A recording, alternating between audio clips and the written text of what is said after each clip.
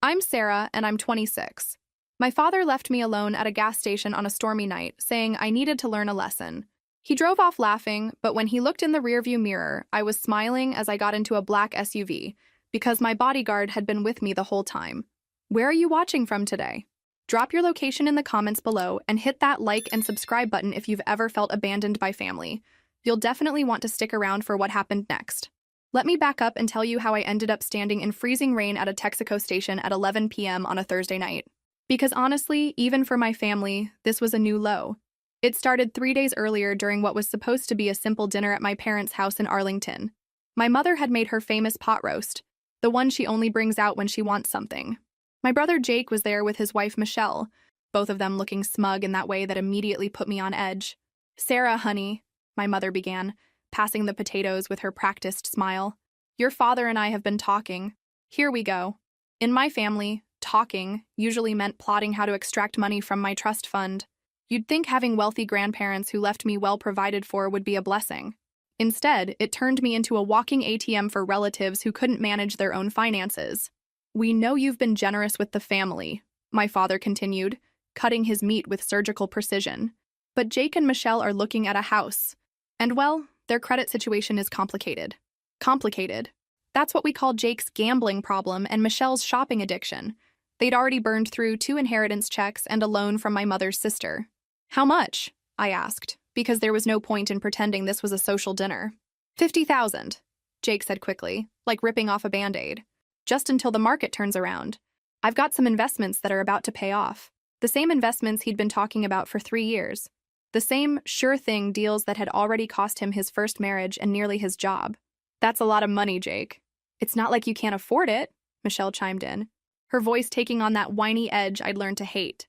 "You inherited more than all of us combined." True. But I'd also learned the hard way that family loans were really family gifts wrapped in guilt and false promises. The last time I helped Jake, he promised to pay me back within 6 months. That was 18 months ago. "I need to think about it," I said, which was code for absolutely not, but I was hoping to avoid a scene. That's when my father's expression changed. The jovial family patriarch mask slipped, revealing something colder underneath. "Think about what exactly?" His voice carried a warning. "Your family needs help, and you're sitting on money you didn't even earn." The "didn't earn" comment stung because it wasn't entirely wrong.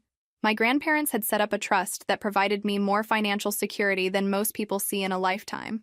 But they'd also taught me to be careful with it, to think of it as a responsibility rather than a right. "I've helped before," I said carefully. "Multiple times. But this isn't sustainable, Dad." "Sustainable?" He laughed, but there was no humor in it.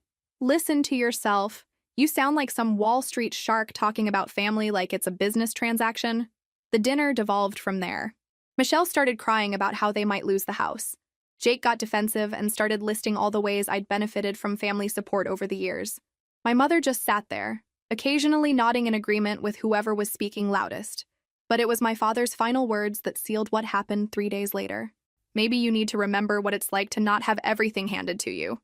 I should have seen it coming. The lesson started innocently enough. My father called Wednesday morning, asking if I needed a ride to my appointment with my financial advisor downtown. My car was in the shop for routine maintenance, so I said yes. Big mistake. He picked me up at noon, chatting pleasantly about work and the weather. Classic dad behavior, pretending Tuesday night's dinner disaster never happened. We were halfway across town when he suddenly pulled into that gas station. "I need to grab something," he said, leaving the engine running. "Stay here." He came back 5 minutes later with coffee and a strange expression. "Actually, Sarah, I think it's time you understood something about the real world." That's when he told me to get out. "This is ridiculous, Dad. My appointment is in 20 minutes. Cancel it." His voice was flat, emotionless.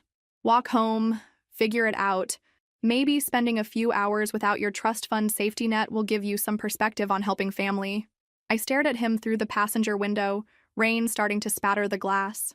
"You're seriously going to abandon your daughter at a gas station?" "I'm giving you a reality check," he said, already putting the car in reverse. "Call me when you're ready to be part of this family again." And then he drove off. I stood there for a moment, more shocked than angry. Cars splashed through puddles around me as the rain intensified. The temperature was dropping fast, and I was wearing a thin blazer and heels. Not exactly hiking gear. But here's what dear old dad didn't know. My grandparents hadn't just left me money, they'd also taught me to be prepared for anything, including relatives who might try to manipulate or endanger me. Marcus had been following us at a discreet distance since we left my apartment. He was good at his job. Former military, recommended by my financial advisor after I'd mentioned some concerning behavior from family members. Most of the time, his presence was purely precautionary. Today, it was life-saving. The black SUV pulled up 30 seconds after my father's taillights disappeared into traffic. "Everything all right, Miss Sarah?" Marcus asked through the lowered window. I couldn't help but smile, imagining my father's face when he inevitably looked back to check on his abandoned daughter, only to see me climbing into what probably looked like a very expensive rescue. "Just family being family," I said, settling into the heated passenger seat. "Let's go to my appointment."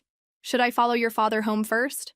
Marcus asked with the kind of professional calm that suggested this wasn't his first family drama. "No need," I said, buckling my seatbelt. "He'll figure out soon enough that his lesson backfired." But as we drove toward downtown, I realized something had fundamentally shifted. This wasn't just about money anymore. My father hadn't just asked for help or even demanded it. He'd tried to use fear and abandonment as weapons against his own daughter, and that changed everything. My phone started buzzing 20 minutes later as we sat in the financial advisor's office. Dad, probably wondering why I hadn't called begging for rescue yet. I let it go to voicemail. The second call came 10 minutes after that, then a third. By the time my appointment ended, I had 7 missed calls and 4 increasingly frantic text messages. "Where are you? Sarah, this isn't funny anymore. Call me back right now. I'm coming to get you." I deleted them all without responding. Marcus drove me home in comfortable silence, occasionally glancing in the rearview mirror with the alertness of someone trained to spot trouble. I spent the ride thinking about patterns, not just my father's behavior, but my own responses to it. Every time my family pushed boundaries, I'd eventually given in to keep the peace. Every loan, every bailout, every time I'd swallowed my frustration to avoid confrontation. I'd been enabling them while telling myself I was helping. But leaving your daughter alone in a storm crosses a line you can't uncross. "Miss Sarah," Marcus said as we pulled into my apartment complex, "should I be concerned about escalation from your family?" Smart question. In his line of work, family members were often the biggest threat to a client's safety. Honestly, I don't know anymore. It felt strange admitting that about people who were supposed to love and protect me. My phone rang again as I unlocked my apartment door. This time it was my mother. "Sarah Elizabeth, where are you?" "Your father is beside himself." "I'm home, Mom. Safe and sound." "Thank goodness. He said you were stranded at that gas station. How did you get home?" "Interesting. So he had been checking on me after all." "I figured it out," I said simply. A pause. "Well, get in your car and drive over here right now. Your father wants to talk to you. My car's still in the shop, remember? That's why I needed a ride in the first place. Then take an Uber." "Sarah, he's very upset about how you left things." The audacity was breathtaking. He was upset about how I left things? "Mom, he abandoned me at a gas station in a thunderstorm because I wouldn't immediately agree to give Jake $50,000. I think his feelings can wait. Don't be so dramatic. It was just meant to teach you." "Teach me what? That my family will use fear and abandonment to manipulate me when I don't comply fast enough?" I could hear her intake of breath. In our family, speaking this directly about dysfunction was like breaking a sacred rule. "Sarah, that's not— Your father loves you. We all do. But sometimes love means tough lessons. Tough lessons don't involve leaving people stranded in dangerous situations, Mom." Another pause, longer this time. "I think everyone just needs to cool down," she said finally. "Why don't you come for dinner Sunday and we'll all discuss this like adults?" Like adults. Right. Because abandoning your daughter for not funding your son's gambling habit was peak adult behavior. "I'll think about it," I said, knowing I wouldn't be going anywhere near their house until some serious conversations happened. After hanging up, I sat in my kitchen with a cup of tea, watching rain streak down the windows. My phone continued buzzing with messages from Jake and Michelle, each one more demanding than the last. "Have you even talked to Dad about what happened? He's really worried about you. Mom says you're being stubborn about the house thing. This is exactly why Dad wanted to teach you a lesson. You're being selfish." "Sarah, family is supposed to help family." That last one from Michelle made me laugh out loud. Family helps family? Where was the family helping when I was standing in a storm at a gas station? I turned off my phone and ran a hot bath. Tomorrow I'd figure out how to handle this mess. Tonight I just wanted to appreciate the luxury of being warm, safe, and free from people who thought abandonment was an acceptable teaching tool. But as I sank into the water, one thought kept circling back. If my father was willing to go this far, over $50,000, what would he do when he found out about the real money? Have you ever experienced family members who mistake your kindness for weakness? The next morning brought clarity along with coffee. I'd spent 26 years managing relationships with people who saw my inheritance as their personal emergency fund. Last night had simply made the dynamic impossible to ignore. I called my financial advisor first. "David, it's Sarah. I need to discuss some security measures for my accounts." "Of course." "Is this related to the incident yesterday?" David knew about the family pressure, because he'd seen it before with other clients. Sudden wealth, even inherited wealth, had a way of bringing out the worst in relatives. "I think it's time to be more proactive about protecting my assets." We spent an hour discussing legal safeguards, trust restructuring, and what he diplomatically called boundary enforcement strategies. By the time I hung up, I had a plan that would make it significantly harder for anyone to pressure, manipulate, or intimidate me into financial decisions. My second call was to Marcus. "I want to retain your services on a more permanent basis," I told him. Yesterday made it clear that my family situation might require ongoing security considerations. "Understood. Should I prepare a comprehensive threat assessment?" The fact that we were discussing my parents and siblings in terms of threat assessment should have been heartbreaking. Instead, it felt like taking control of my life for the first time. "Yes. And Marcus? I want to know everything. Financial records, legal issues, business dealings. If they're going to treat me like an ATM, I want to understand exactly what I'm funding. I'll have a preliminary report by Monday." The afternoon brought a surprise visitor. Jake showed up at my apartment building, which should have been impossible since the building required key card access and visitor approval. But Jake had always been charming when he needed something. I watched from my window as he paced in the lobby, checking his phone and trying to look pitiful. After 10 minutes, I buzzed him up. Might as well get this confrontation over with. "Sarah, thank God," he said when I opened the door. "I was worried sick when Dad told us what happened." "Were you worried sick when he left me stranded? Or only when you realized it might affect your loan request?" Jake had the decency to look uncomfortable. "Look, I know Dad handled things badly, but you have to understand the pressure he's under. Mom's been on him about Michelle and the house situation, and you know how he gets when he feels cornered. So I'm supposed to be understanding about being abandoned in a storm because Dad felt cornered?" "It wasn't supposed to rain that hard," Jake said weakly. I stared at my brother, wondering when he'd become someone I barely recognized. The Jake I grew up with was irresponsible and self-centered, but he wasn't cruel. This version, standing in my living room making excuses for endangering me over money, felt like a stranger. "Jake, sit down, we need to talk." He perked up, probably thinking I was about to cave like I usually did. "I'm not giving you $50,000, I said without preamble. "I'm not giving you $5,000. I'm not giving you $500. The family bank is closed." His face went through several expressions. Shock, anger, calculation. "Sarah, be reasonable. It's not like you need the money. You spend more than 50 grand on vacations. How I spend my money is my business. How you manage yours is your responsibility. We're family," he said, desperation creeping into his voice. "Family doesn't abandon each other at gas stations during storms. Jake, family doesn't manipulate and threaten when they don't get what they want." I watched him process this, seeing the moment he realized his usual tactics wouldn't work. "Fine," he said, standing abruptly. "But don't expect us to keep pretending you're part of this family when you clearly think you're better than the rest of us." "I don't think I'm better than anyone.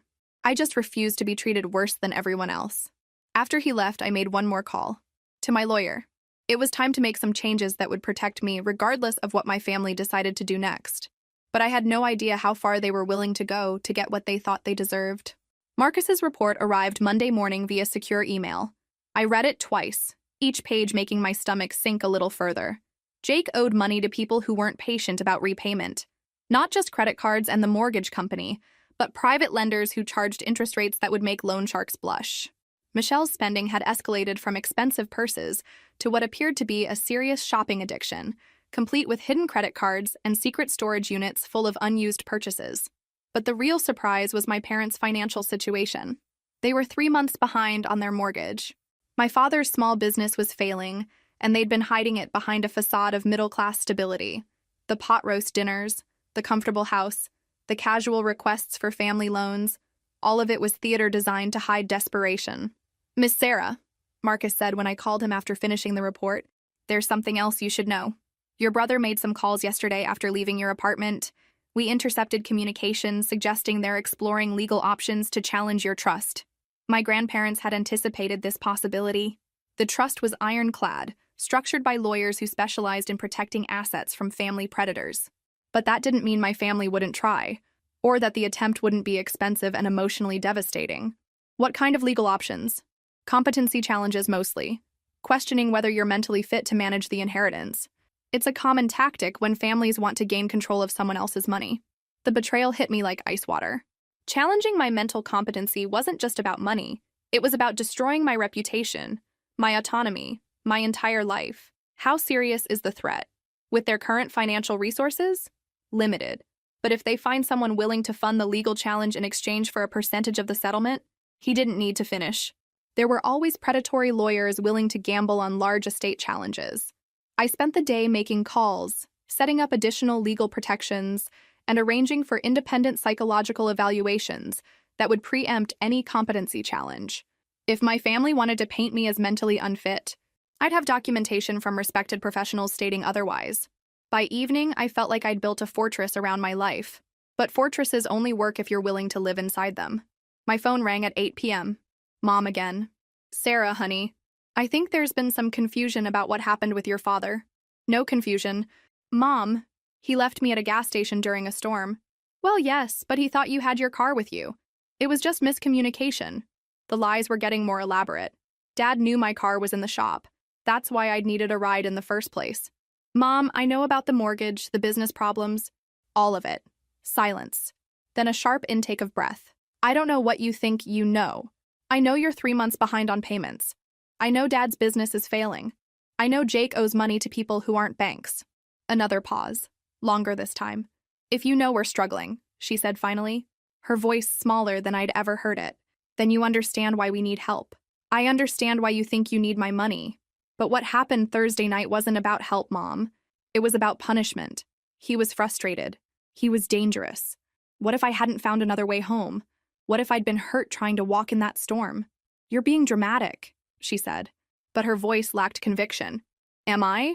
Because from where I'm sitting, it looks like you're willing to risk my safety to get access to my trust fund. The conversation ended with her hanging up on me, but not before I heard her start to cry. I felt terrible about making my mother cry. I felt worse about the fact that she was crying about getting caught, not about what they'd done to me. That night, I lay awake thinking about loyalty and love, about the difference between supporting family and enabling their worst behaviors. By morning, I knew what I had to do. It was time to stop playing defense and take control of the situation entirely. Tuesday morning, I called a family meeting, not at their house where they could control the environment, but at a restaurant downtown where public setting would keep everyone's worst impulses in check. I arrived early, chose a table in the center of the dining room where conversations would be visible but not easily overheard, and ordered coffee while I waited. They came in together, Mom, Dad, Jake, and Michelle, looking like they were attending a funeral. In a way, they were. The funeral of their assumption that I'd always caved to family pressure. Thank you for coming, I said as they settled into their chairs with obvious reluctance. Sarah, my father began, if this is about Thursday night, I want you to know it's about more than Thursday night, I interrupted. It's about establishing some new boundaries for how our family relationships will work going forward. Jake leaned back in his chair with theatrical exasperation. Here we go with the boundaries talk. Yes, here we go with the boundaries talk, I agreed pleasantly. Because apparently abandoning family members during storms is considered acceptable behavior in this family now. My mother flinched. My father's jaw tightened. First boundary, I continued, opening the folder I'd brought with me. No more surprise visits to my apartment. No more showing up uninvited. No more trying to manipulate building security to gain access. We're your family, Michelle protested. We shouldn't need appointments. Family members who respect each other don't need appointments. Family members who've been using manipulation and pressure tactics do. I slid the first document across the table. Second boundary. All requests for financial assistance must be submitted in writing, including detailed explanations of why the money is needed, how it will be used, and realistic repayment plans. Jake picked up the paper and scanned it quickly. This is insane. You want us to fill out loan applications to borrow money from family? I want you to treat financial requests with the seriousness they deserve instead of assuming I'm an unlimited resource.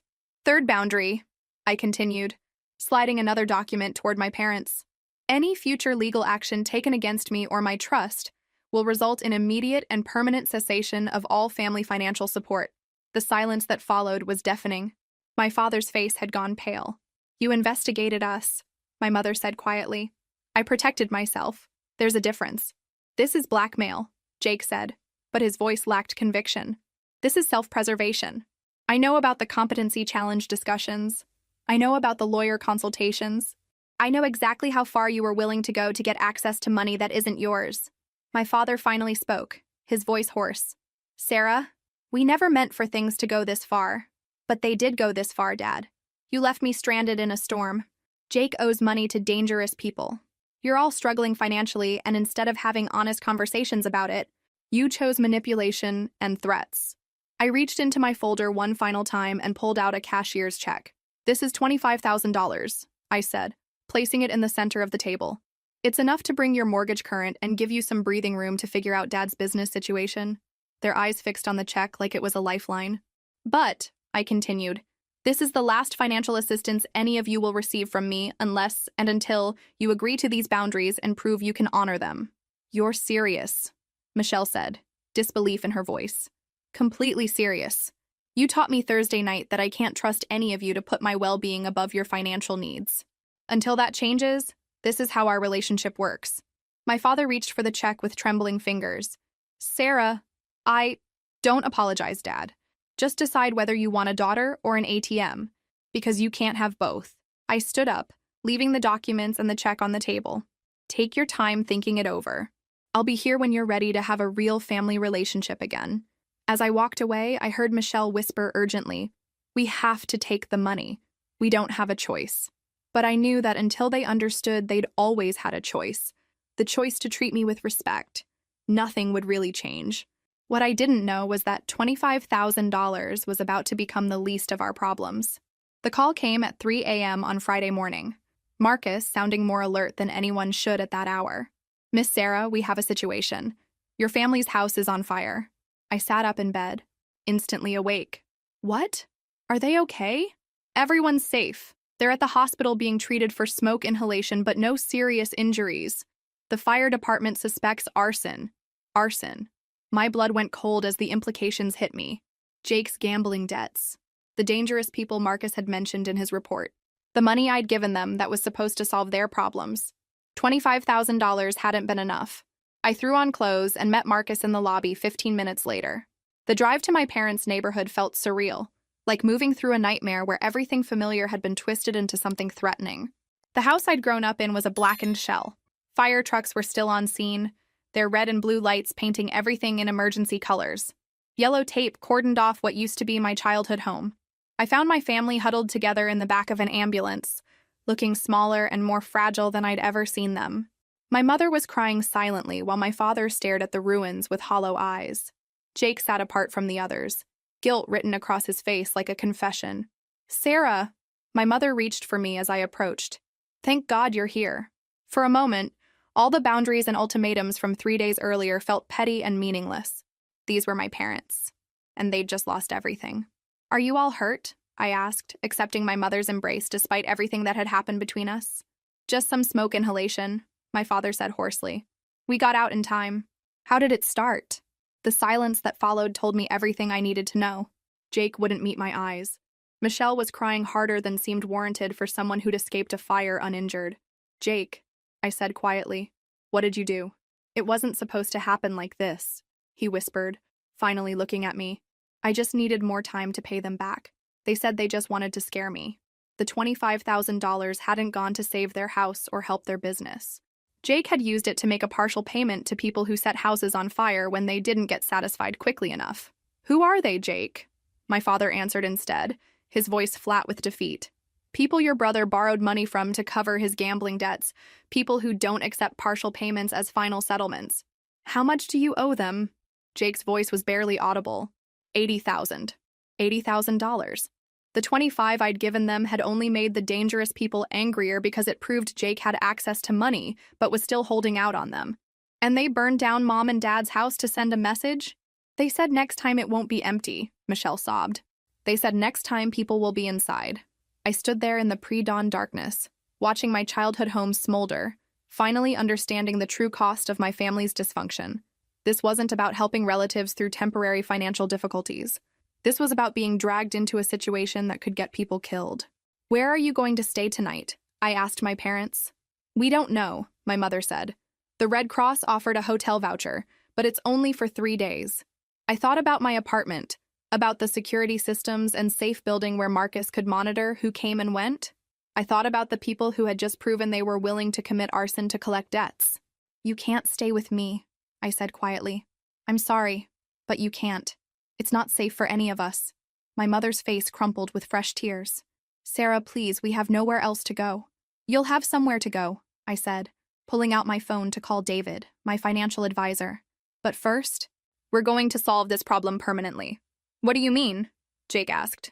"I mean I'm going to pay off your debt. All of it. But not the way you think." As I walked away to make my calls, I heard my father ask Jake, "What does she mean, not the way we think?" By the time the sun came up, I had a plan that would save my family's lives and teach them a lesson they'd never forget. What do you think will happen next? By 10 a.m., I was sitting across from Vincent Carlucci in his perfectly legitimate construction company office. He was exactly what you'd expect from someone whose side business involved enforcing gambling debts.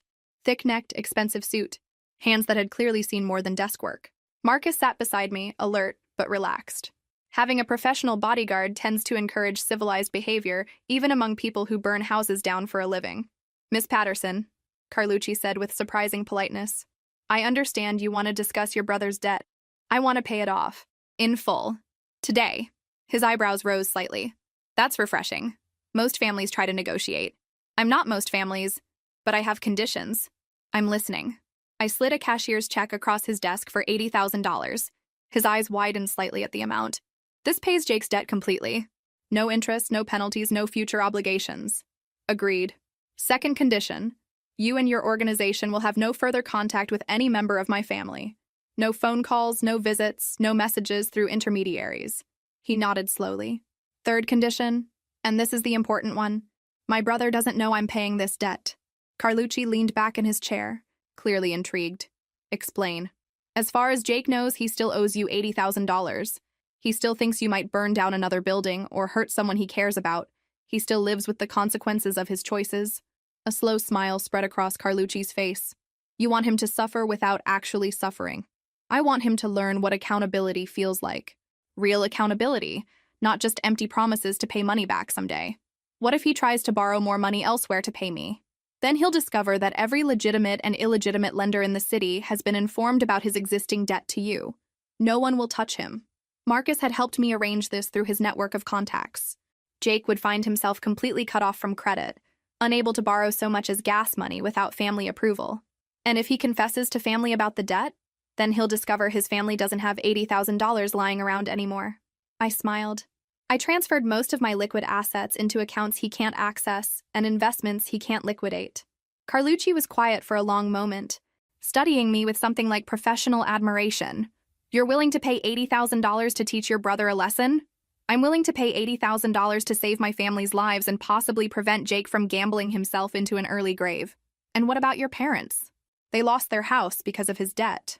They'll get a new house eventually, when Jake proves he can stay away from gambling and they prove they can stop enabling him." I stood up, smoothing my skirt with hands that were steadier than I'd expected. "Do we have a deal, Mr. Carlucci?" He picked up the check, examined it briefly, then slipped it into his jacket pocket. "We have a deal. Your brother's debt is paid, but as far as he knows, he still owes me 80 grand and I'm getting impatient." "How impatient?" "Let's say he'll be very motivated to find alternative solutions to his problems." As Marcus and I left the construction office, I felt strangely calm. For the first time in years, I'd made a decision about my family that wasn't driven by guilt or manipulation. "Impressive strategy," Marcus commented as we drove back toward downtown. "Expensive, but impressive. The money isn't the point anymore. It's about whether they can learn to make better choices when they think their lives depend on it." My phone started ringing before we reached the next traffic light. Jake, probably wondering if I'd reconsidered helping with his little debt problem. I let it go to voicemail. By evening, I had 17 missed calls and 43 text messages from various family members, each more desperate than the last. I read through them while having dinner at my kitchen counter. Marcus reviewing security footage from the building's cameras on his laptop beside me. Sarah, please call back. These people aren't patient. Dad's talking about selling the business for whatever he can get. You're the only one who can help. I know you're angry, but people's lives are at stake now. Just this once. Sarah, I swear I'll never gamble again. That last message from Jake made me laugh out loud. He'd made that promise at least a dozen times before, usually while asking for money to cover gambling debts. Something amusing? Marcus asked without looking up from his laptop. My brother promising he'll never gamble again. How many times has he made that promise? Lost count after the first year? Marcus finally looked up from his screen. And you believe this time might be different? I thought about Jake sitting in that ambulance, watching his choices burn down his parents' house. About the fear in his eyes when he realized the people he owed weren't just going to accept partial payments and empty promises. I believe terror is an excellent motivator for behavioral change. And if it isn't? I finished my wine and set the glass down with deliberate precision. Then he'll discover that some lessons are more expensive than others. The intervention happened Saturday morning at my hotel suite downtown. I'd moved out of my apartment temporarily after Marcus suggested that my family's current situation might attract unwanted attention from law enforcement investigating the arson. My parents arrived first, looking like refugees from their own lives. 3 days of hotel living had stripped away their usual middle-class polish, leaving them raw and desperate. Jake and Michelle came in separately, tension crackling between them like static electricity. Apparently, Michelle had some opinions about Jake's gambling that she hadn't shared before their house burned down. Thank you all for coming, I said, settling into the chair I'd positioned to face the couch where they sat huddled together like survivors of a shipwreck. Sarah, my father began, we need to discuss... Actually, Dad, I need to discuss some things with all of you, starting with honesty. I pulled out my phone and scrolled to the photos Marcus had taken of their burned house. This is what Jake's gambling problem looks like now, not credit card debt or missed mortgage payments, arson, death threats, people who solve collection problems with gasoline and matches. Jake flinched at the directness of my words. I know you owe Vincent Carlucci $80,000. I know he's given you until Monday to pay or face consequences worse than losing Mom and Dad's house. My mother gasped. Monday? That's tomorrow. I know you've called everyone you can think of, trying to borrow money. I know you've considered asking me for help. Jake's voice was barely a whisper. Sarah, here's what's going to happen, I continued, not letting him finish. You're going to figure this out without my money. The silence that followed was profound. But people could die, Michelle said finally. Yes, they could. That's what happens when you borrow money from criminals and then can't pay it back. My mother started crying again. Sarah, how can you be so cold? I'm not being cold, Mom. I'm being realistic. For years, I've been enabling Jake's gambling by bailing him out every time he gets in trouble. But this situation is beyond money now. This is about consequences. I stood up and walked to the window, looking down at the traffic moving through downtown streets where people went about their normal Saturday activities, unaware that 4 blocks away a family was discussing whether someone might die over gambling debts. Jake has made choices that put all of you in danger. Not just financial danger, physical danger. And you're all still looking to me to fix it. Because you can fix it, Jake said desperately. $80,000 is nothing to you. You're right. $80,000 is nothing to me. But what happens next month when you owe them another $50,000? Or next year when it's $200,000? I turned back to face them. When does it end, Jake? When you get Mom and Dad killed? When you get yourself killed? When you gamble away so much money that even my trust fund can't cover your debts? I'll stop, he said. The same promise he'd made countless times before. I swear to God, Sarah, I'll never gamble again. You'll stop because you're scared right now. But what happens when the fear wears off and you see a sure thing at the track? Or when you have a bad day at work and decide poker will make you feel better? Jake looked around the room for support from his parents or wife, but found none. They were all finally seeing the same truth I'd been trying to ignore for years. So you're just going to let them kill me? He asked. I'm going to let you experience the full consequences of your choices for the first time in your adult life. Maybe that will motivate you to make better ones. Sarah, my father said quietly, if something happens to Jake, we'll never forgive you. And if I keep enabling his gambling, we'll all be having this same conversation next year or the year after, until eventually someone does get hurt. I gathered my purse and jacket. I'm leaving for Chicago tomorrow morning. Marcus found me a consultant position there that should keep me busy for the next few months. You're running away, Michelle accused. I'm removing myself from a situation where people expect me to solve problems I didn't create with money I don't owe them. As I reached the door, Jake called out one last desperate plea. Sarah, please, I'm begging you. I turned back to face my brother one final time. Jake, I love you, but I love you too much to keep enabling your self-destruction. I left them there in the hotel suite, finally forced to confront the reality of Jake's choices without the safety net of my inheritance to cushion their fall. By evening, I was on a plane to Chicago, watching Seattle disappear beneath the clouds. I didn't know if my family would survive what was coming next, but I knew that if they did survive, it would be because they'd finally learned to save themselves. The call came Tuesday morning while I was having coffee in my temporary Chicago apartment. Marcus, his voice carefully controlled in the way that meant he was delivering bad news. Miss Sarah, your brother's in the hospital. My heart stopped. Is he alive? He's alive. 2 broken ribs, concussion, various cuts and bruises. He'll recover fully.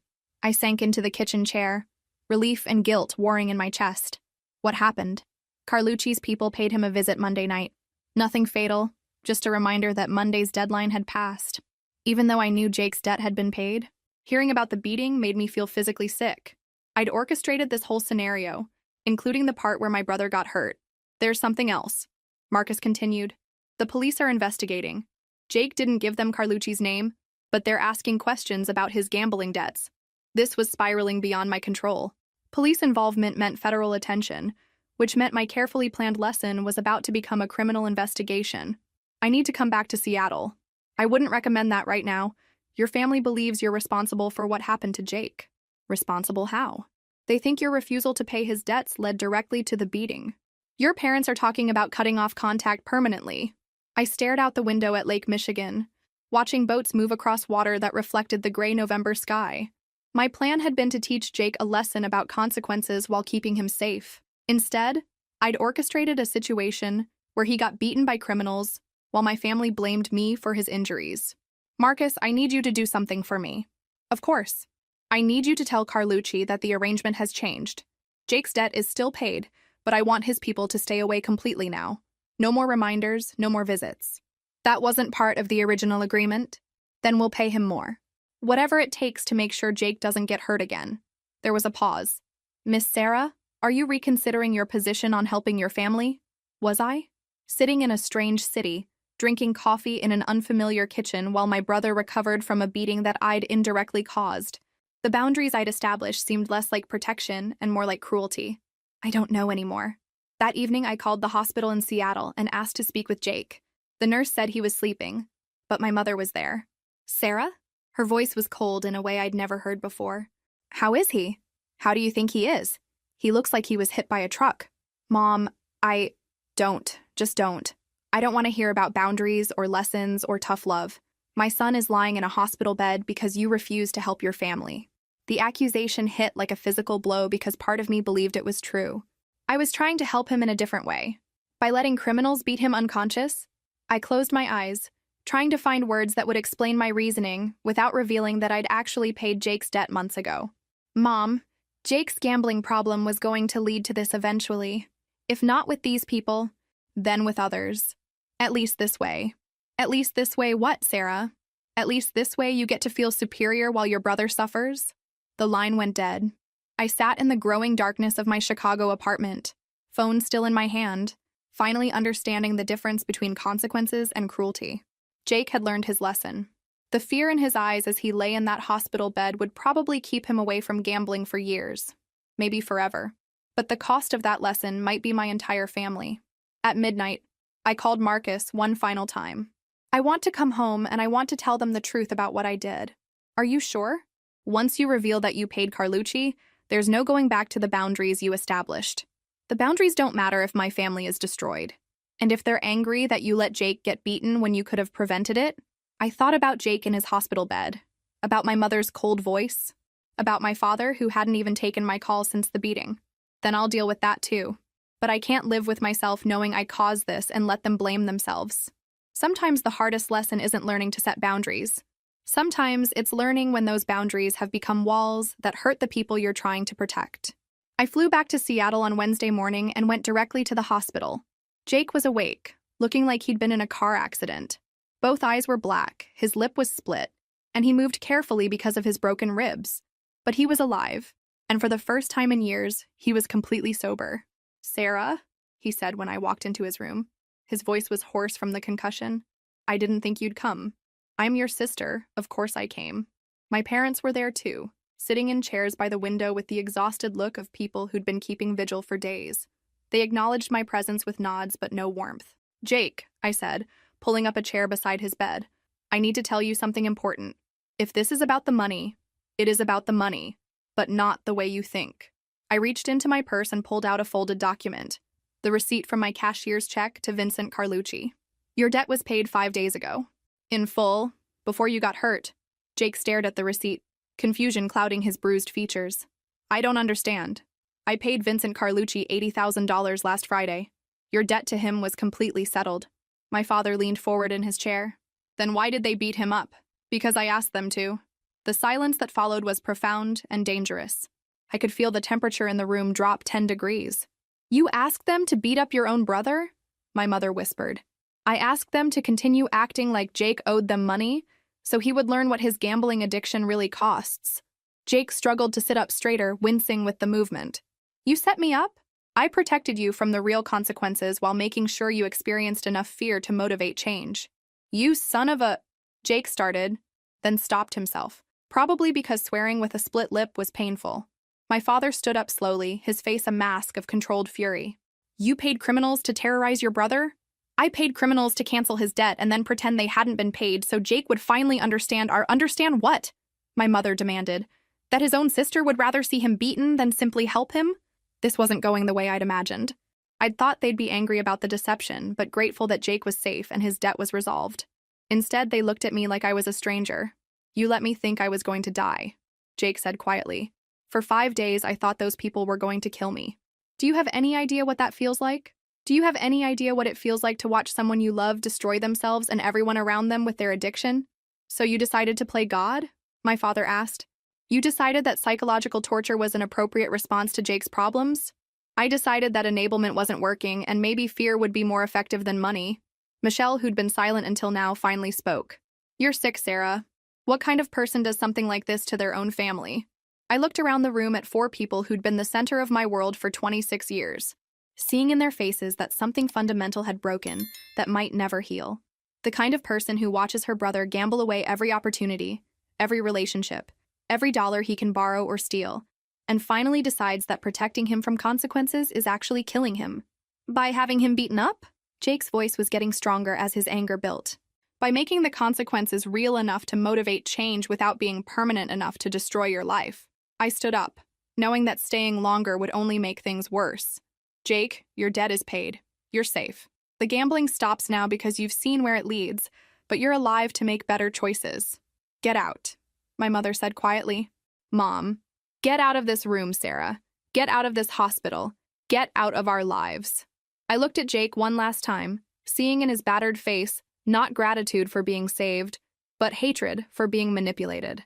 "I'm sorry you got hurt," I said, "but I'm not sorry that you're safe." As I walked toward the door, Jake called after me. "You want to know the really sick part, Sarah? I actually was ready to quit gambling. Watching Mom and Dad's house burn down, seeing what my choices cost other people, that was enough. You didn't need to have me beaten up to teach me a lesson I'd already learned." I stopped with my hand on the door handle. "But now," Jake continued, "now every time I think about quitting, I'll remember my own sister paying people to hurt me, and I'll wonder if staying away from gambling is what I want, or just what you manipulated me into doing." I left the hospital knowing that my family was safe, Jake's debt was paid, and his gambling would probably stop. I also left knowing that the price of those victories was losing everyone I'd tried to save. 6 months later, I was living permanently in Chicago, working for a consulting firm that specialized in family wealth management. Ironic, considering how spectacularly I'd managed my own family wealth situation. Marcus had found me an apartment in Lincoln Park with lake views and professional security. My life was quiet, orderly, and lonely in ways I'd never experienced before. The text message came on a Tuesday evening while I was making dinner for one in my sterile, modern kitchen. "Sarah, this is Jake. Mom's in the hospital. Heart attack. Thought you should know." I stared at the phone for a full minute before calling him back. "How bad is it?" I asked when he answered. "She's stable now. Doctors say the stress of the past few months probably contributed to it. The implication hung in the air between us. My choices, my manipulation, my decision to prioritize teaching lessons over family harmony had put additional stress on my mother's heart. Jake, she's been asking for you, he interrupted. For weeks now. Dad didn't want me to call, but she made me promise. How are you? I asked. Really? A long pause. Clean. 187 days without gambling. I go to meetings. I have a sponsor. I'm doing the work. Relief flooded through me. I'm glad. Are you? Or are you just satisfied that your plan worked? I couldn't answer that question because I wasn't sure myself. I'm flying back tonight, I said instead.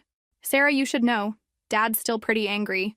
And Michelle, she filed for divorce last month. My heart sank. Because of the gambling? Because of everything. The lies, the debts, the danger I put everyone in.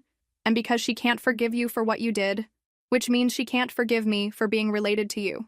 Another casualty of my decision to choose consequences over compassion.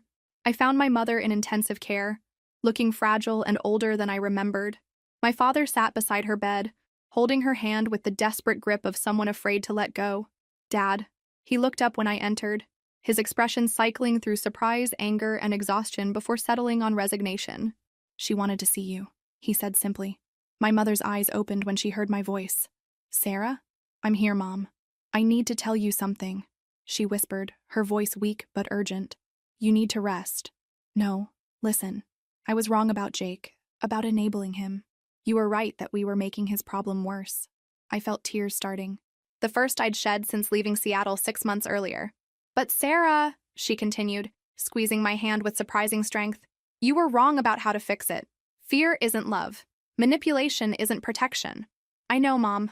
I'm sorry. Are you? Or do you still think you did the right thing? It was the same question Jake had asked. And I still didn't have a good answer. I think I saved Jake's life, I said finally. But I think I destroyed our family to do it. My mother closed her eyes considering this. Maybe, she said eventually. Or maybe you gave us all a chance to start over and do better. She looked at my father. Richard, give us a minute. After he left, she turned back to me with eyes that were clearer than they'd been in months. Jake's gambling nearly got people killed. Your father and I spent years pretending it was just a phase he'd grow out of. We all failed each other. But what you did was wrong. What? But it came from love, not cruelty. And maybe that's enough to build on. Over the next 3 days, while my mother recovered, something shifted in our family dynamic. Not healing exactly, but a kind of exhausted honesty that we'd never had before. Jake and I talked for hours in the hospital cafeteria, dissecting our relationship and the patterns that had brought us to this point. He was angry about the deception, but he also acknowledged that 6 months of sobriety had given him clarity about how destructive his gambling had become. My father remained distant, but civil, focused on my mother's recovery rather than relitigating the past. On Thursday evening, as my mother was being discharged, she asked me to walk with her to the parking garage. Are you coming back to Seattle? She asked. I don't know. Do you want me to? She stopped walking and turned to face me. I want you to come back when you're ready to be part of this family again. Not its savior or its bank account. What's the difference? Family members trust each other enough to ask for help directly, instead of manipulating each other into better behavior. I thought about this as we resumed walking. What if asking for help doesn't work? Then we fail together instead of succeeding alone. 6 months later, I moved back to Seattle. Not to my old life of family bailouts and boundary violations, but to something new we built together through honest conversations, family therapy, and the slow work of rebuilding trust. Jake celebrated 2 years of sobriety last month. My parents sold their business and downsized to a smaller house they could afford without family loans. Michelle and Jake divorced but maintained a cordial relationship focused on co-parenting. We're not the same family we were before the gas station incident, the fire, or the hospital confrontation. We're better. Not perfect, not without ongoing challenges, but better. Because sometimes the most important lesson isn't learning to set boundaries or stick to principles. Sometimes it's learning that love requires both protection and forgiveness, and that the hardest person to forgive is often yourself. If this story resonated with you, make sure to like and subscribe for more stories about family, forgiveness, and finding your way back to the people who matter most.